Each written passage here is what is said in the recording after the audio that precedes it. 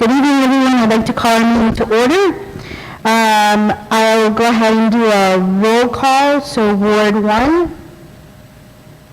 Oh, I'm sorry. Ward 1, Councilmember Melinda Mendoza here. Ward 2. Allison Page is present. Ward 3. Fia Emirates, present. Ward 4. Fanny Roque, present. Okay, so I'll ask everyone to stand for the Pledge of Allegiance. I pledge allegiance to the flag of the United States of America and to the republic for which it stands, one nation, under God, indivisible, with liberty and justice for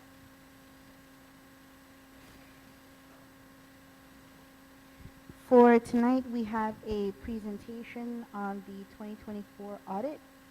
We then have the consent agenda, which has the minutes for April, May, July, and September. We then have the department operations reports. We then have the mayor's report, council member reports and concerns. We'll open it up for resident comments. And then under action, we have nothing under unfinished business, and we have nothing under new business. And we are also adding Obvio under presentations. And that is it for tonight. I'd like to request an approval for the agenda. Councilmember Emirates, I'll make that motion as stated. Councilmember Melinda Mendoza, I second that. All in favor, say aye. Aye. Great.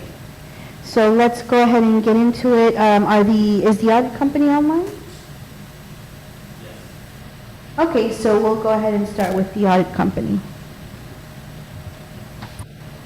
Hello, I'm here. All right, just shared my screen. Can you guys see it?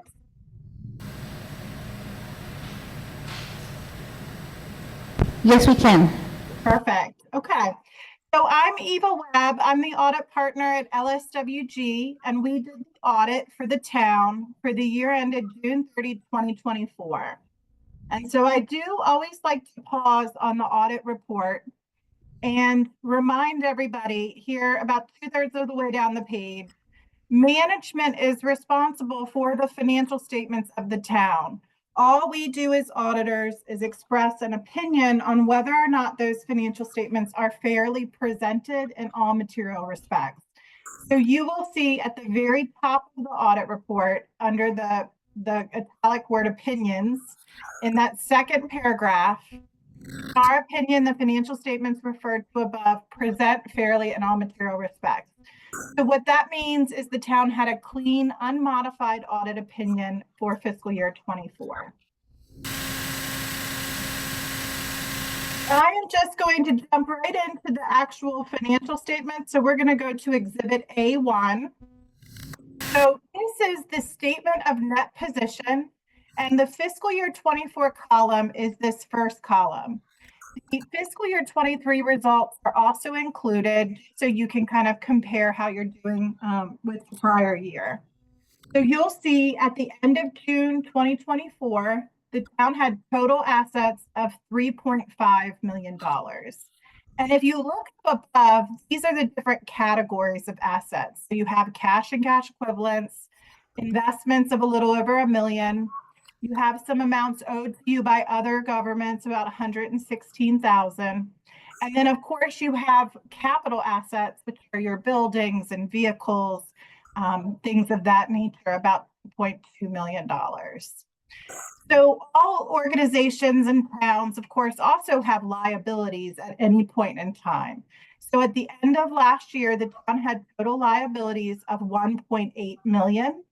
And if you look up above, it's accounts payable, accrued expenses, accrued compensated absences. The biggest piece, of course, is the debt, right? You still owe on the building. It's $90,000 that's due within 1 year, and a $1.582 million that's due within more than 1 year. The difference between your assets and your liabilities is what's known as your net position. So you will see your net position for the town at the end of the year was $1.7 million. And you'll see, just to note, it is down from the year before, and that's because you are spending down those ARPA funds, right? So your cash is being reduced, as is your net position. So the next statement, Exhibit A2, this is what you would consider like an income statement. This is your statement of program activities. So what the towns do is they show the expenses first. So this first column on the left has all of the different expenses by category for the town, right? So you have general government operations, community center, parks and recreation, public safety, those types of things. So your total expenses last year, $2,556,000. And then the columns to the right are different types of revenues that you have. So you have charges for services. Those are things like fines, fees, 192,000 in total. You also receive contributions and grants. That was about 251,000. So when you take your expenses and subtract those revenues, you do have a deficit. However, you have general revenues to cover those shortfalls. And the general revenues are your property taxes, your income taxes, and last year, a really big amount of interest, right? Over $81,000 of interest earned on your accounts last year. So your general revenues were $1,366,000. So overall, again, you did have a change in net position of a loss last year, $746,000. But essentially, this is the use of the ARPA funds that you had previously recognized as revenue. So when you add that to your beginning of the year net position, that's how you ended the year with 1.7 million. The next several pages, A4 and A5, are the fund level financial statements. And so this is slightly different. The ones we just talked about include all the assets and all the liabilities. The fund level financial statements only report on currently available items. So it doesn't include any of your long-term debt or your long-term assets, which are your capital assets. So your total assets on a fund level, 1,335,000. Your liabilities, about 107,000.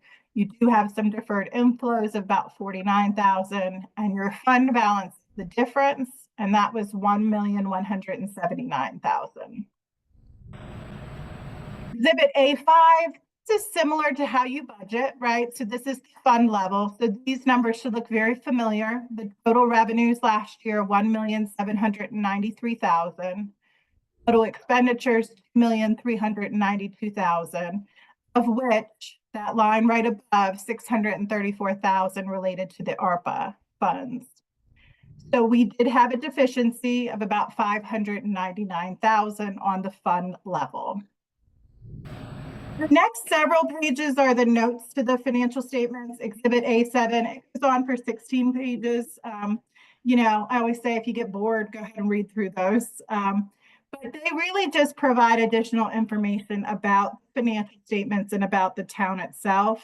The only one I really wanted to point out was on page 15. There is a new pronouncement coming out that has to do with compensated absences and how you account for those, and sort of changes a little bit of the definition of that. So just know that that may have an impact on the town. We can work with Dan to determine, if there needs to be any change in your existing policy as a result of that standard. The only other thing I wanted to point out was Exhibit B1. This is your budget versus actual comparison. So I usually look at the bottom line, right? So how did we do compared to the budget? So your budgeted revenue last year in the final adopted budget, 1,793,000. Your actual amount exactly the same. So your revenues were dead on, and on the expense side, all the way to the bottom, your total expenditures that you budgeted were 2,764,000. Your actual amount was 2,392,000. So you were good for the budget of about 372,000. The only other item I wanted to go over tonight was your, what we call the management letter, or some of the things that we're recommending that you look at. This is the 2-page letter that starts up here with, in planning and performing. So you'll see we are still recommending the policy for collecting personal property taxes. Currently, you don't have a policy in place, and so there are unremitted personal property taxes, uncollected personal property taxes, dating back a really long time. So we have established an allowance account, but we still recommend that you come up with a policy of what can be written off and when. PayPal procedures, this is a recurring comment from the year before. We're just recommending that the PayPal account follow the same process as the regular cash disbursement process. And then finally, we do talk about segregation of duties. It's never a great idea to have the clerk as the authorized check signer because they have access to the accounting system. But we do understand that you have a committee comprised of certain council members who review that. So we do like to identify that it is a risk and then just indicate what you're doing currently to mitigate the risk. On our end, like I said, everything was a clean audit this year and it went very smoothly. Does anyone have any questions?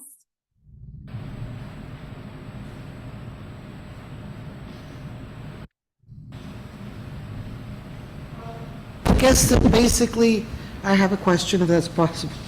Of course. You have two major recommendations to put the PayPal or written policy for paying with PayPal or whatever like that, correct? Correct. Just to make it adhere to the same sort of procedures that you have for checks. And then when you say to segregate, you mean to have two separate, can you expound, like what? I can, yeah. So generally speaking, you wouldn't want someone who has access to the accounting system to also be a check signer, right? So this isn't new, it's just preference. I think maybe your charter, Dan can probably speak to that. I think your charter says your treasurer is a check signer, but because he has access to the accounting system, you would really want it to be two individuals who don't have access, like two council members or the town manager, like someone outside of accounting should theoretically sign the check. All right, thank you so much. You're welcome. Are there any other questions? I think we'll let this sit with the council, and if they have anything else that they want to ask, we'll probably reach out to you. But thank you so much for coming this evening to present this to us. And for Absolutely. Thank you for having me. all right, thank you. Mr. Holcomb, is there anything else that we need to do on this? Okay. All right, thank you. Have a good evening. Holidays. Okay, so next up we have Avio. So if you'd like to come and, do you have a presentation? I do. I'm gonna see if it'll share. Okay, good.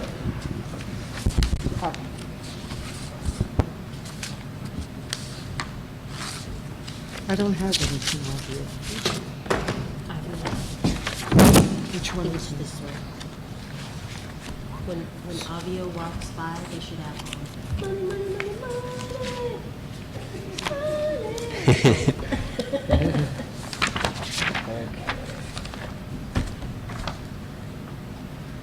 I'm trying to allow it to record, Drive safer. and it's. Is that on here?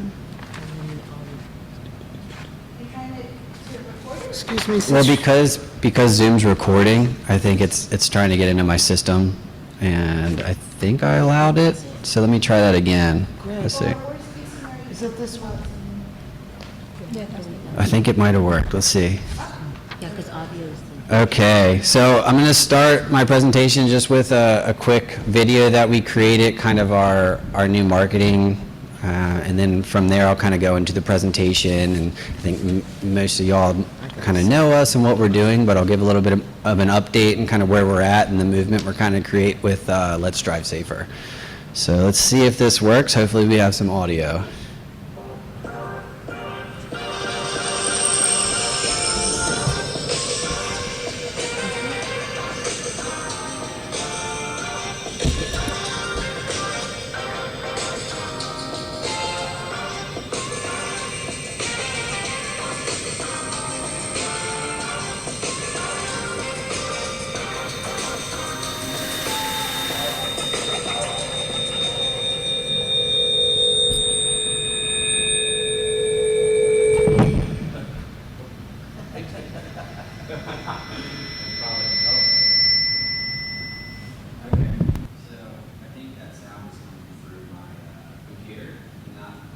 Recording, so it might not show up for the people watching at home, but like I said, that was just a marketing video, not much to it, but let me share the presentation and kind of walk through that.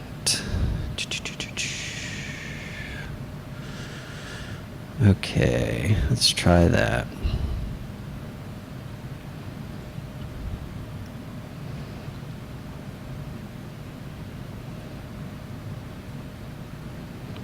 Okay, let's see.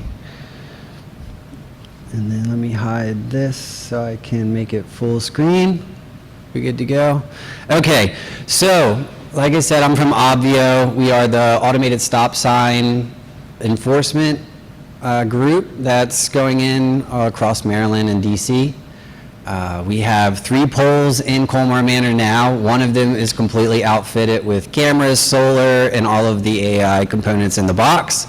I actually sat there today and just watched that intersection for 30 minutes before I came here, and I almost saw a head-on collision. I saw one of those scooter boys doing like figure eights and going the wrong way. Saw, several dozen cars just fly right through trying to beat that Route 1 traffic. So it's not only a problem here, it's a problem across the county, across the state, and across the country.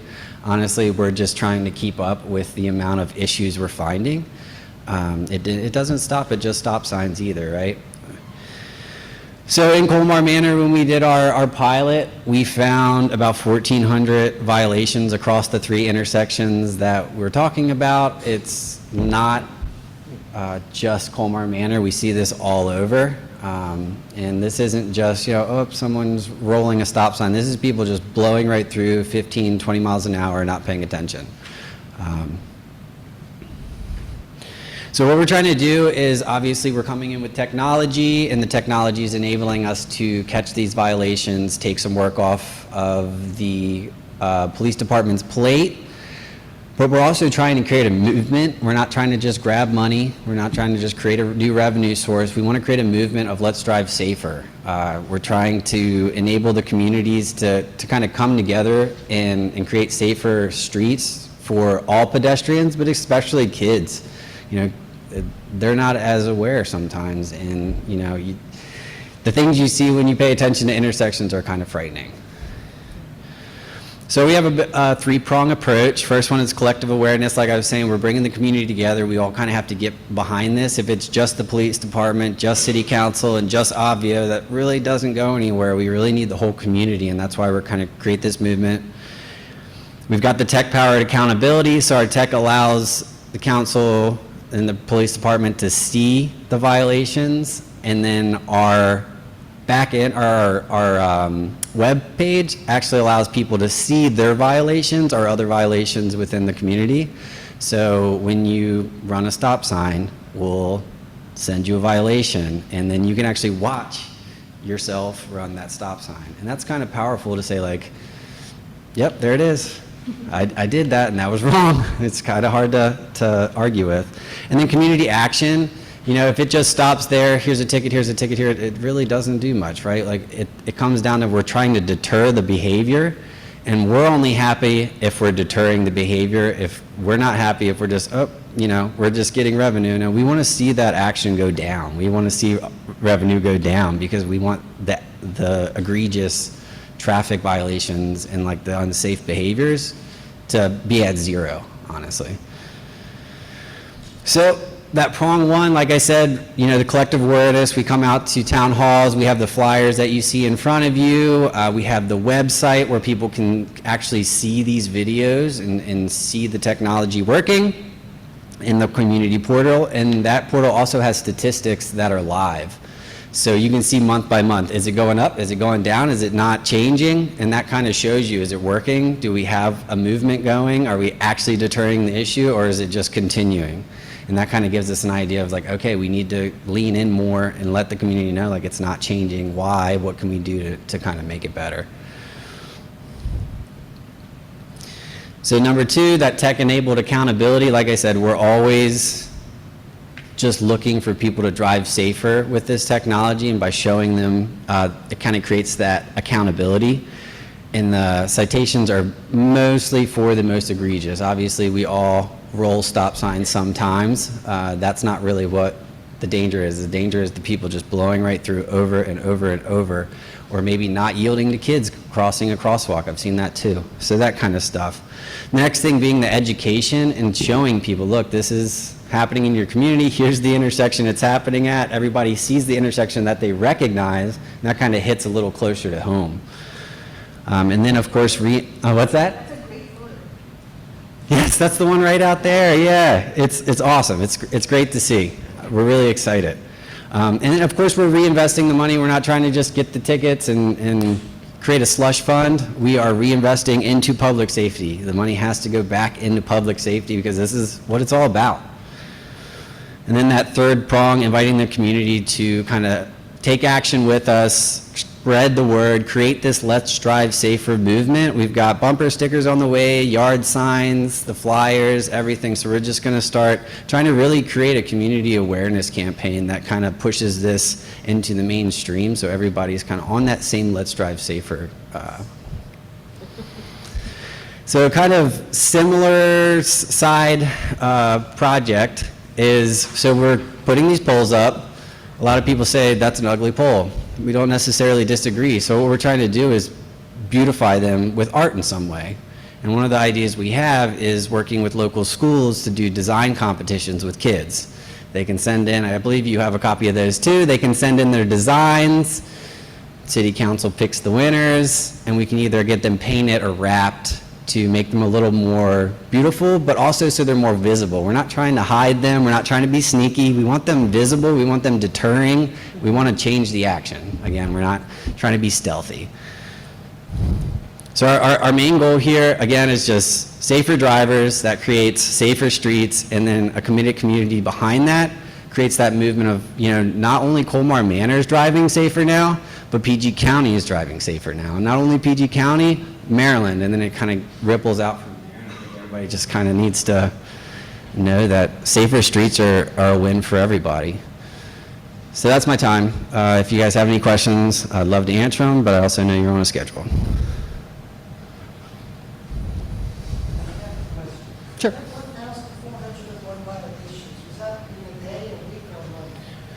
That was, let me make sure I don't tell you the wrong thing, but I believe that's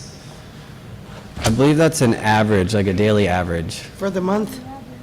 A Daily average. daily average. Oh, wow. Yeah. We're going to make some revenue here. Between the 3 intersections. That's not even the biggest number we see.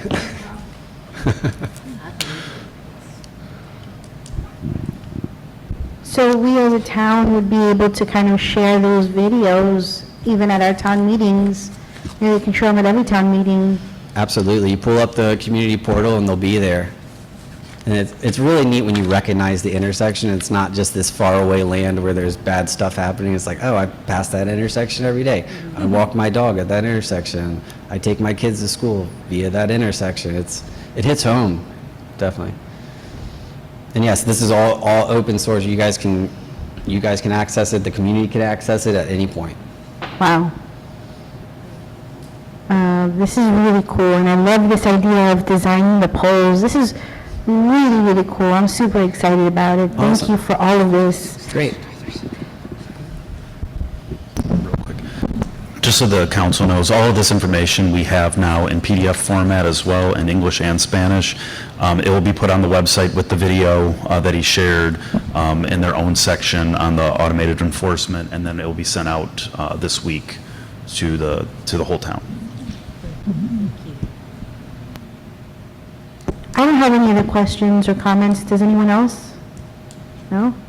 All right, well, thank you. Awesome. Thank you for your time, and Greg has my contact information if anybody needs anything else. Thank you. Cool. Have a good night. Happy holidays. Thank you, you too. Thank you. Okay, next up on the agenda is the consent agenda. So I'll let you guys take a quick look, and if there's anything that you want to pull out or you have questions about,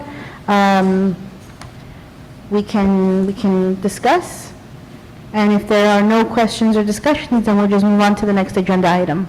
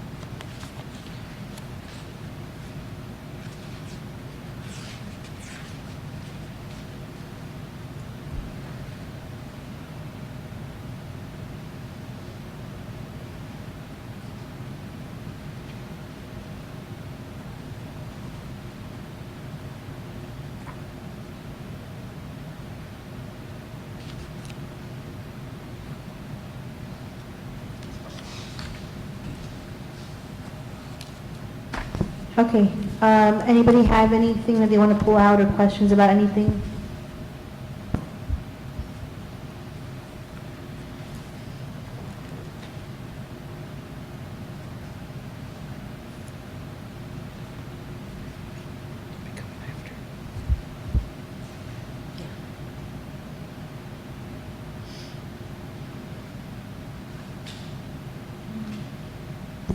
Okay, so I want to pull something out, and you're going to kill me for this, but I wanted to, because we haven't necessarily done it, but I just want to showcase and demonstrate what we're doing in town, so I want to go over the town administrator report quickly, and the public works report. The public work report, I don't think we used to have as of maybe like 6 months to a year ago, so I just appreciate Al and his team for all the work that they're doing, and obviously I appreciate our town administrator. So under projects, under infrastructure, we have the Dooling Creek Heritage Trail, State Highway Engineers, and myself. Me and Greg Holcomb met to discuss the next steps of the trail extension. In regards to Laracy Park, awaiting final approval from the Maryland Historic Trust in order to finalize funding requests from the state. Everyone's been asking about the Robert Yost Park and when it's going to open. So the park is awaiting final inspections and approval from the Parks Department. It is scheduled to be opened by the end of December to early January. Our town administrator is working with Kaboom, the park developer, on an official ribbon cutting, which will take place in the spring. We have our street mural project. Staff is preparing an RFQ for artists to guide the mural design process. The grant also provides technical assistance. So this street mural project is by the Dueling Grounds on 38th, 37th Newton. And this RFQ has already been publicized via social media and outreach to other organizations, and it is the Streets of Solidarity, which it's about the history of gun violence and violence in the country. And we as a community sit right next to this, I guess, like monument or landmark. And so this project, I think, is amazing. Thank you, Greg, for finding the grant for this. This is really going to become, I feel, like a PR thing. I think that we're going to get a lot of attention once this is completed. So I'm super excited about it.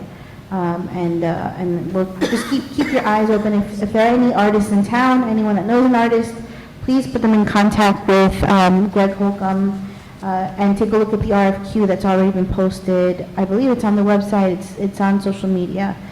So make sure to share that with whoever you think would be interested. Stop sign camera, the camera poles have been installed and our functional ticketing can begin as soon as, actually, ticketing has already, oh no, has it begun? For the stop sign cameras? No. Yes? So, yeah. The speed, okay, well, okay, so for the stop sign cameras, ticketing can begin as soon as the middle to the end of January. Speed bumps, which is something that everyone's been asking about for a very long time. The town has purchased some self-installed speed bumps. We've received them, and the contract with Choice Concrete, which we all approved at one of our last town hall meetings, has been signed, and the installation of the speed bumps will take place once the weather improves. Under speed cameras, we will update, except that we've been receiving money from that, and street lights, no new updates. Under programs, American Blue, nothing under the Center for Community Engagement and Environmental Justice and Health, CEJH, at the University of Maryland School of Public Health. The town's youth corps have been meeting to discuss the survey as an aspect of this grant. So there are certain requirements that we have to fulfill in regard to the grant, and the youth council is a part of that. So we have been meeting and discussing environmental issues. Under Joe's movement plan, Joe's finished the fall planting. We're applying for permission to plant trees at the new playground. The Port Town Shopping Center Safety Grant, the grant has been finalized. There are some data points that need to be added, and once it is complete, the grant will be officially closed out. We're continuing to meet with the Prince George's Community College to see if we can receive interns or just strengthen our relationship with them. The Walkable Watershed met with Environmental Finance Center and SKIO staff to discuss the next steps. Plans are being created to rebuild our rain gardens and other planting around the town hall. Port Town's managers and administrators, our town administrator meets, is it monthly, with the other Port Town administrators and special election. We had a special election. Staff training, where we've coordinated training with the Neighborhood Design Center and Joe's Movement Emporium on tree maintenance for the public works staff. And grants, community development block grant funds. We're developing an RFP for the paving project. I'm not going to go through the rest of these. I think people can look at them, but I wanted to go through the project so that people could see where we're at with them. Under legal, noise ordinance, we have requested an opinion from the town attorney on ways to improve the noise ordinance, and this is expected to be received in February. The withdrawal and audit committee ordinance, we're requesting an opinion from the attorney on amending the audit committee's functions. So the audit committee consists of the council members as a check and balance of how we're spending the town's money. Lighting ordinance, we're researching lighting ordinances and found a sample ordinance through the Dark Skies group to promote lighting for safety while minimizing light pollution. I believe that might also be with the town attorney. We're waiting to get an opinion from them. Parking ordinance, working with Chief Stone on a draft ordinance to amend the parking ordinance based on the council's previous discussion. Expected to have this in February. Right-of-way ordinance, follow up with the attorney regarding the request right-of-way approval ordinance expected in January. And then the vacant property tax ordinance, our town administrator sent over a draft of the ordinance to the attorney to enact the additional property tax for vacant structures. This is expected to take place in January. I'm not going to go through the public works report, but they have been incredibly busy. We rented a lift to clean and to repair some vents in the gym. There's some ceiling tiles that were replaced because of stains from leaks in our roof. They have fixed the scrubber, and that's back in service. And just continue all of the general maintenance throughout the town. I ask a question about, I see there was a new roof leak. How serious is that? So, There's actually two since the writing. So there were stains in the very back over there that were replaced. When we had the lift and the first rainfall, they got restained. So there's clearly an active leak, and then one just showed up the other day right by the entrance to the main office. So we have, the roof is under warranty, so we're in touch with the roofing company to come back out, because this is the third major leak we've had. Do we also have any type of, well, you said the roof has a warranty, so that, okay, so that's what I pulled out from the consent agenda. If there are no other questions or any other feedback, I'd like to request a motion to approve the consent agenda. Councilmember Melinda Mendoza, I'll make that motion stated. Fanny Roca, second. Any discussion? Okay, if there's no discussion, I'll call for a vote. All in favor, say aye. Aye. Any abstentions, nays? Okay. Next up is the mayor's report, so I'll go ahead and share my screen.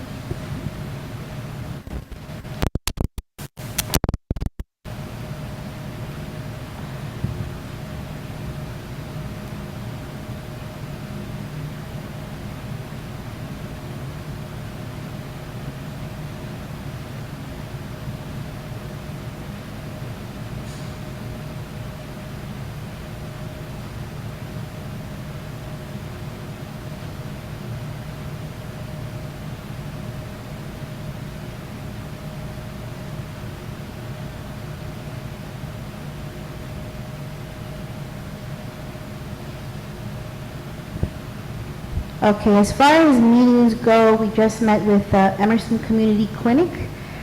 They are a foundation that is based in DC, and they are looking to work with communities that are under-resourced and underserved, primarily the Black and minority immigrant communities.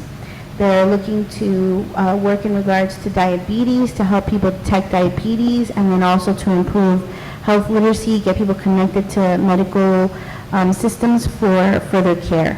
I'm super excited about this. This is actually a referral that came from Petros at the Medellin Orthodox Church in town, the Eritrean church with the gold, in town. So I'm super grateful to them, and I'm excited about what will come of it. I've pitched to the foundation and to Petros that we have something that I've seen in DC, where you have something called Dinner with a Doctor.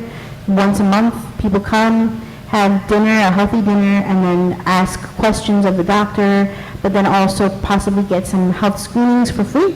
So we'll see how that goes. We hosted the Maryland Black Mayors annual meeting here, and that's just a group that is very, very important to me, and I've just enjoyed being a member and a board member. We have the PGCME legislative meeting that's coming up on Thursday. In regards to administrative updates, we've gone through everything through the consent agenda, so I'm not going to go through that. In regards to initiatives and projects, I already spoke about the health literacy, but tax season is approaching quickly. So I'm having our front office staff, I'm having Ilhan look to see if there's anyone that can help lead some workshops in regards to tax preparation and financial literacy. We have teamed up with El Poder de Ser Mujer again for a baking class that is starting. They're meeting tonight, and it's going to start next week. I believe every Wednesday they're going to be using our kitchen, and women are going to be taking this class to learn how to bake. It's the focus for the baking class is for women that are doing this as a business. So it's not like a hobby. They're looking for people that are serious about baking.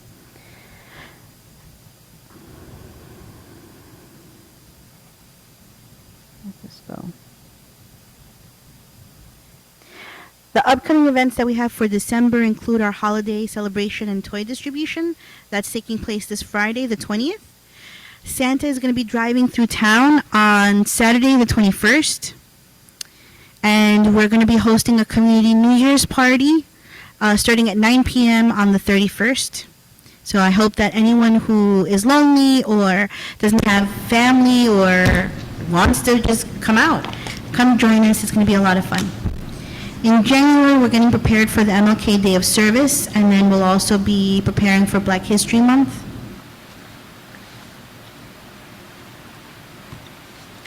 And here I have some photos of the food and turkey and chicken distribution that the town hosted with the help of Council Chair Jolene Ivy, Delegate Diana Fennell, Pastor Rouse from the Bethesda Church, Delegate Denny Taveras, and the Brothers and Sisters Foundation, and the Charms, the DC Charms ladies. There's no way that we could have done this without them. So I just want to again say thank you so much. I appreciate all the support that we get, especially for people that need food. So thank you again for everything that you do to help our community. These are some more pictures of the distribution with different residents. And then you might see a familiar face here, and we have Council Member Melinda Mendoza, who forgot that she's the council member for Ward 1. I think that she's so used to saying Ward 4 that I think she didn't realize you're Ward 1. Yeah. So I just want to say congratulations, and we're so happy to have you. I really appreciate you coming back. I know that you've had some things happen and you needed some time to step away, but when you're good, you get pulled back in. So thank you. Thank you. And that's her swearing in. Thank you to our circuit clerk, Yes. Mahasin. She's awesome. Then I want to say thank you to everyone who came out to Carol in Town. I don't know if people noticed, but during some songs I couldn't really sing because I was choking on crying because I was so excited. This is something I've been wanting to do for a long time, and I just threw the idea out there, and people came and we sang. So we targeted seniors and then anyone along the way, but it was really cool. Yeah. Yeah. We're singing to you. Yeah, we kind of threatened people with singing in their faces, and some of them were really cool about it. I want to thank Al's wife, Melissa, who baked some cookies for us. Yes. They were delicious. And obviously, I want to thank our town staff for our Christmas lighting and the hot cocoa, and for always being so into my crazy ideas and supporting them. I really appreciate you guys. It was a good time. It was a lot of fun. And I think it's going to become an annual tradition. I think. People had a good time. These are some photos. We hosted a breakfast, so myself and Amelia and her mom and Melissa and Allison cooked breakfast for the senior club. It's the Colmar Manor, Cottage City, I believe Bladensburg too, senior club, the Rise and Shine. And we made some yummy food, and they liked it. So I think that's also going to become a tradition. I didn't realize that maybe I do like to cook. I don't know. I don't do the cooking at home. My husband does. But people seem to like the food that we made. So thank you to Amelia and her family, and Allison and Melissa and everyone that helped brighten up everyone's day with this awesome breakfast. Then we have some pictures here of the Maryland Black Mayors and the party that they hosted here. The theme was 70s and 80s, and we had so much fun. It was ridiculously fun, and it was a pleasure having them here. A lot of people hadn't been here, and whenever people come to our town hall, they're surprised at how nice it is and how big it is, because it doesn't look that big from the outside. And then we have a picture of our staff holiday lunch. So again, thank you to Melissa and to Amelia and Ilhan for helping coordinate our holiday lunch. We hosted this at the American Legion.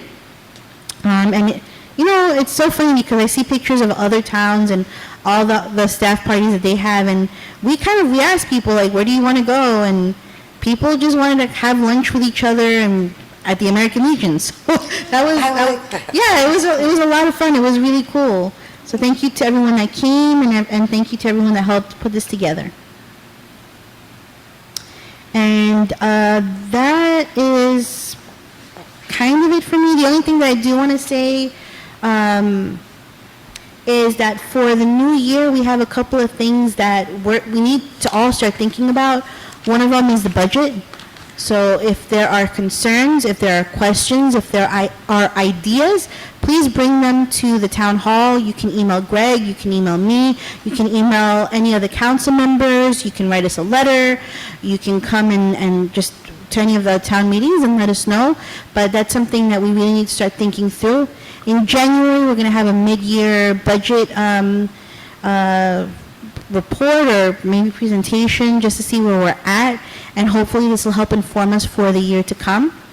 I'm looking at, again, bringing more resources to the town in regards to workshops. I don't know why I'm kind of stuck on maybe teaching a cursive class to the kids or even to adults that are interested in learning. Obviously, the tax prep. We have an animal welfare committee. They're going to be hosting an event in February. I'm thinking about, someone in town told me that they never went to their prom, and so I'd love to have a prom in town in February around Valentine's Day. And us as council, most of the council is brand new, and it's been 6 months that they've been in their role, so we may be having like a half-day get together to kind of see where we're at and just talk through our strategic plan and whatnot, and we go over, some things that we might need to be refreshed on, and that's pretty much it for me. And just obviously thank you to all the committees and to all the residents, everyone that's been super supportive and active. We can't do this alone, so I just want to thank you and wish you a happy holiday. I hope that you'll come spend New Year with me, but if not, that's okay. I'll see you next year, and just thank you. I love Colmar Manor. It's an honor for me to be in this position, so just thank you to the council, too, for all of your support, and obviously to our town administrator, our chief, and to all the staff. I love you guys, so. Enough of the mushy stuff. Ward 1. Thank you, Mayor. My name is Melinda Mendoza, Ward 1 Council Member. Good evening to all. Thank you to all the Colmar Manor friends and residents that signed my petition for my Ward 1 candidacy. A big thank you to the Ward 1 residents that came out to vote on a holiday week. I look forward to working with our mayor and council and the town staff to keep things moving in Colmar Manor. I'd like to go into the new year meeting the different Ward 1 residents. If you need to reach me before then, you can email me at mmendoza@colmarmanor.org, or you can call or text me at 301-801-8660. And of course, call the town hall if you need my information.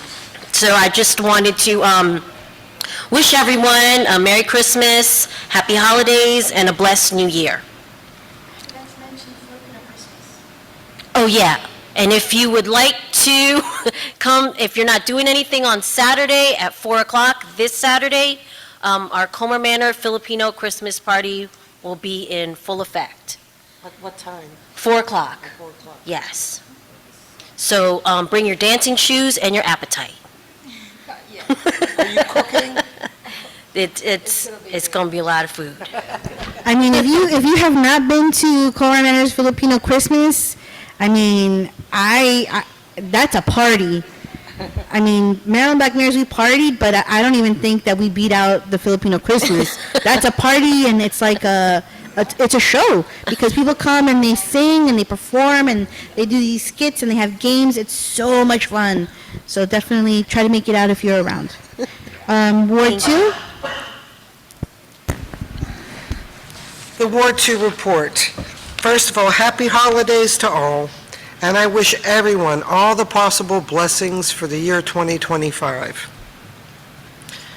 As Mayor Monica pointed out, I had the honor to help at the senior breakfast last Tuesday. Thank you so much for such a great turnout. It was really full. And also last Tuesday, I attended the Prince George's County House Delegation Public Bill hearing. That's a mouthful, but it was very interesting, and the issues that arise in Prince George's County also can affect us here in Colmar Manor. And I really appreciated the chance to listen in to that hearing. All right, the things that I will be working on, or I will be trying to work on, the first one, I had my eyes opened rather rudely one morning as I was walking through town. I found out that one of the most pressing issues, I believe, in our town is the public school busing.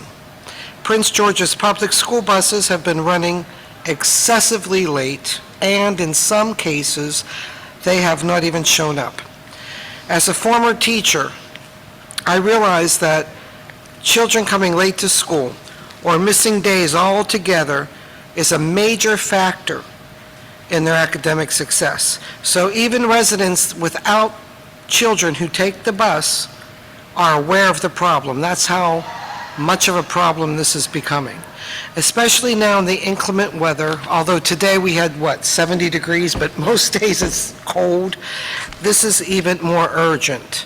Now, when I called the Prince George's County School Bus, I had different numbers. I found that the best number would be 301-952-6570.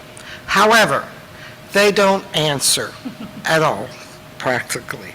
So then I went, and our council member Melinda gave me a great idea. Look at the school board member. Our school board member that represents Colmar Manor is Shayla Adams Stafford. She's with Prince George's County Public Schools Board of Education, District 4. We are District 4. And if you want to go to their offices are located at 14201 School Lane, Upper Marlboro, Maryland 20772. The phone number is 301-952-6115. Again, that's 301-952-6115. And her email would be Shayla, Shayla, Adam, Adams, Stafford, Stafford. Again, there's two S's. That's Shayla ADAMSSTAFFORD at pgcps.org. Now, this contact information is on the council members' reports, but they're not on the website yet. They will be getting there. In the meantime, if you need this contact information, please call or text me at 301-461-9122. You could also email me. I will get the contact information to you. So in between the time that we get the council members' reports on the website, if you need the contact information, you don't have it, just, again, call or text me, 301-461-9122. Another thing I'm still hoping to look into is the county's, Prince George's County's ordinances regarding the lighting in public places. As you know, we have had several complaints from residents in our past meetings regarding the lighting coming from the fast food chains on Bladensburg Road. Also, I'm going to be looking into organizations such as CASA or the ACLU, organizations that will have an outreach program so they can come and we can maybe organize a meeting here at the town hall for all residents for understanding, and they'll let us know, they'll explain what to do in case of mass deportations, what immigrants' rights are in this country. And lastly, I really would like to know, Mayor, when is the next Animal Welfare Committee meeting? Because I've been getting quite a few texts about that. And who to contact for the Animal Welfare Committee. I don't know, but when we do have another one, I'll make sure to send it out. You know, you'll see an email, or you'll see it on Facebook. We have currently the announcements WhatsApp group for the town. We have the Hispanic outreach WhatsApp group that's in Spanish, and then we have the Animal Welfare Committee, which I think you joined. So we put all the stuff in there. So they're in the newsletter that's on the website, correct? Yeah. All right, it's, okay, so you have to go into so you need to go to the website, look at the newsletter, December newsletter, the latest newsletter, and then scroll down until You you don't have see to what do the... any of that. When we have the next meeting, I'm going to post it Oh, on our social media. I'm Okay. going to post it in our WhatsApp group. We might send an email out about it, so you will know the next time we have a meeting. okay, because I received a little bit of text messages about cats on 40th Avenue. So please just stay tuned, and we will discuss all of this at the next Animal Welfare Committee meeting. I think that's about it. I just want to say again, Happy New Year to all, and Happy Holidays. Ward 3? Good evening, everyone. I'll keep this fairly short and sweet. I just wanted to report on some of the recent activities and events that have taken place since our last meeting in November. So first of all, of course, we celebrated the Thanksgiving holiday at the end of November. I hope that everyone had a good time. I know it can sometimes be difficult for some, and so I hope that you were able to find support in your community, able to find opportunities to relax, recover, and restore yourself. We also celebrate the somewhat new Ward 1 council member. It's already been mentioned, but I just want to reiterate that we're extremely excited and grateful to have Melinda back on the council with us. She obviously brings a wealth of experience with her, and so thank you for joining us. It's a really big commitment. As well, I just wanted to mention steak night at the American Legion. I've been to this a few different times. It happens typically the first Wednesday of each month, but I just wanted to make sure folks know about it. It's right here in town at the American Legion. It's down on 42nd, relatively 42nd in Lawrence. But they do this every month. It's a great time to come out, get a nice big meal, be able to engage with some folks from the community, and so I just want to encourage others to take part when they can. And then the last thing I wanted to mention is that last week I was able to attend a special public hearing in New Carrollton. They're currently considering an all-resident voting motion similar to the one that Colmar Manor passed a few years ago. Participating in that and helping to see that initiative pass here in town was one of the first things I did as a new resident in the town of Colmar Manor. It was an extremely stressful experience, but it was extremely rewarding. It meant a lot to be able to take part in that. I'm very, very grateful that I had the opportunity to help support that initiative pass. I was able to work with Mayor Casanias and many others, and so I was grateful when members from New Carrollton reached out and asked me to speak there, share some of the experience that I had here in the town of Colmar Manor. There are a lot of people with a lot of opinions. Unfortunately, there are a lot that are relatively ignorant and offensive, but ultimately my hope is that the community will come together, that they will uplift and empower the residents of their city as we have done here in our town, and hopefully as more municipalities around the country will continue to do. I've mentioned many times in my council reports, but there's really nothing more important than making sure that you're working together with your neighbors and residents, working to strengthen your communities, particularly in light of any myriad of issues going on in the larger picture, and just making sure that you're finding your community and finding those connections. But yeah, that's all I have. Thank you very much. Thank you. Ward 4?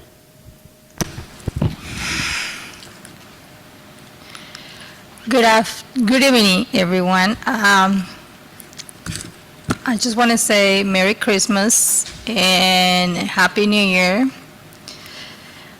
And I also want to say in Spanish, I don't know. Okay, so Feliz Navidad y un próspero año nuevo para todos. I just have a few things. I I still want to keep this out. Please make sure you lock your cars home and do not leave anything valuable in your yard. It's been kind of rough lately. I don't know because of the holiday or I'm not sure. But people are trying to get whatever, something. There's a street light at the end of Newton Street by the Ward 4 Garden. It's still out. And Mayor, I just want to put this out. I noticed the buses when they come and leave the kids, when they dropping off the kids, they're not stopping on 43rd. They're not stopping. And I'm like, you have kids on the bus, you have our kids on the bus, and you're not stopping. This is just crazy. I think we need to really do something about it, because now even the buses are not stopping on 43rd Avenue. I've been looking, I've been checking, and it's bad. It's getting bad. I mean, now it's not just the car, but also the school bus. They're not doing the full stop at all. You should see it. They just they fly the stop. They don't even attempt to make it stop. So I just want to bring that to your attention, and everyone in here. Let me see. Yeah, and I don't have a lot. I just want to thank everyone who came to the culture night. It was great. It was really nice. We have a lot of people and a lot of kids. They had a lot of fun. It was awesome. Really, really nice. I hope next year we can do the same thing and it's more people coming on. I mean, I love Melinda. She's so, man, with your music and everything, your family is so great. It was really, really nice. Really nice. My mom was happy. My mom is not the type of person who like to be in places, but she was really, really happy. My son was, also. In Mayor, yeah, the Carolina was really nice. It was cold, but it was so nice to, do that. And people was happy to see us outside and doing all that. So that's all I have. So just in regards to the bus, so I know that Jackie that lives on 43rd, she's part of the Hispanic Outreach Committee, and a couple of other people have been bringing this up. And I tried to set up a meeting with I called each of the schools. I called Elena Ochoa, and I called, what's the other school? Yeah, Gladys Noon. To try to set up meetings and to just kind of share with them that there are a lot of issues that we have going on, that the parents are complaining a lot, not just about the bus, but about not being able to get help in regards to bilingual staff, so they don't have a lot of bilingual staff. And honestly, just from a town perspective and as an elected official, I want to improve the relationship that we have with the schools. And I was surprised at the lack of response that I got from the schools. I'm also very busy, obviously, like we all are. I have my job, I have this, I have my family, I have other obligations. It took them maybe a month to get back in touch with me, and only one person got in touch with me. Shayla was on maternity leave for a lot of that time too. I think she's back now, but she just had a child, a baby. So there's a lot of things that have kind of played into really getting a response from the school system. But I also want to kind of put the onus, yes, obviously we're here to represent you, but we can't carry all of it.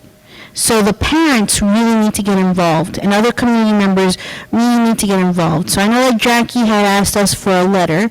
So we're going to draft a letter, and we're going to have a meeting in January. I think we said January 5th, which is a Sunday. But one of the things that I've also been wanting to do is create some type of a parent group for the town. But I can't take on that responsibility for all of these projects. So I need help. So I get it when people are calling and they're saying, that this is happening, but people can also very easily go online, find out when the next school board meeting is, and you can attend those school board meetings. And you can tell your elected representatives there, hey, these are the issues that our town is facing. So I'm obviously here to help, and you can leverage us in that. But I think it's going to take a lot more than just me or a letter from me or from the council. I think that we need to recruit parents. And in a way, that's what I've been trying to do, is empower women and men and people that, have not typically advocated for themselves. Now's the time. If the bus issue is that big of an issue for you, then we need you at the table, and we need you to also advocate with us. Can't do it alone. So if there are any parents that you know of that you think would be good for a parent group, if someone here can volunteer to look up the next school board meeting and maybe coordinate a group of us to attend, let's do that. But I think you can't just leave it to us. You can't just leave it to me to do it. Like, we all need to step up and do it. And just know that this isn't the only town that's having an issue with that. The whole bus situation is a countywide issue. We have issues with the bus for our daughter. Luckily now we have a good driver, but I mean it's a countywide issue. So it's multi-layered. The school will tell you that they're not in charge of the bus system. They're not. So I think that we can tackle this, but it's going to take many of us to tackle it.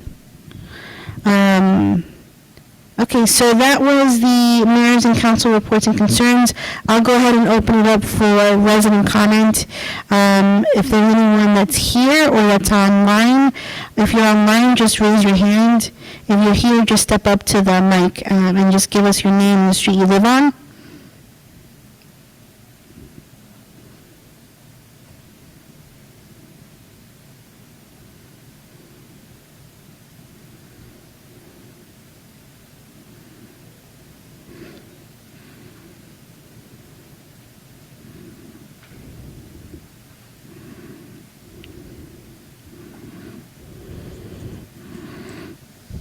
Okay, it doesn't look like there are any resident comments. Anyone?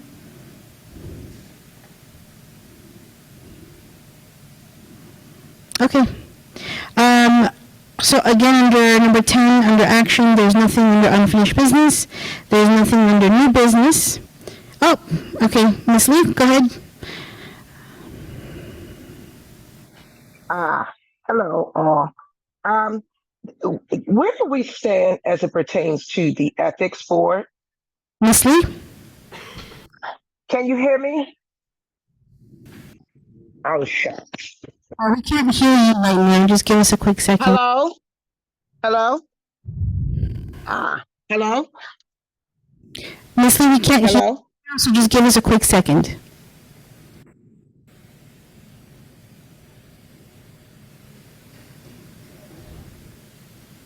Do you want to try to say something now to see if we can hear you, Ms. Lee? Can you hear me? Yeah, we can hear you now. Okay. Where do we stand as it pertains to the ethics board? I'll turn it over to our town administrator. You want to reply to that? Yes, the town's ethics board was, under the codification was changed slightly. The ethics rules were changed to be toward the state standard, but there have been no appointments that have been made. Thus far, we've only had, when we did the last outreach we did, we only had one person reply that they were interested in that. So it's up to the mayor and council to appoint any member to that. So excuse me, you said it was, so it was a solicitation put out for people to join the ethics board? Multiple times we put out the message in the newsletter, we sent out an email, so for a couple of months we were trying to find people to be a part of the ethics board. And we only got a reply from one person. Okay, so is that going to be reopened or where do we stand as it pertains to, um, is that something that can be put back on the agenda? It's always on the agenda. It's not an agenda item, so anybody that contacts us that wants to be a part of the committee, we just need people to show interest because we only had one person. Okay, great. Okay, thank you. Any other comments or questions from anyone?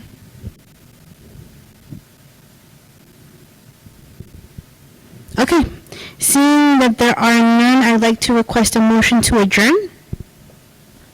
Councilmember Emirates, I'll make the motion to adjourn our meeting.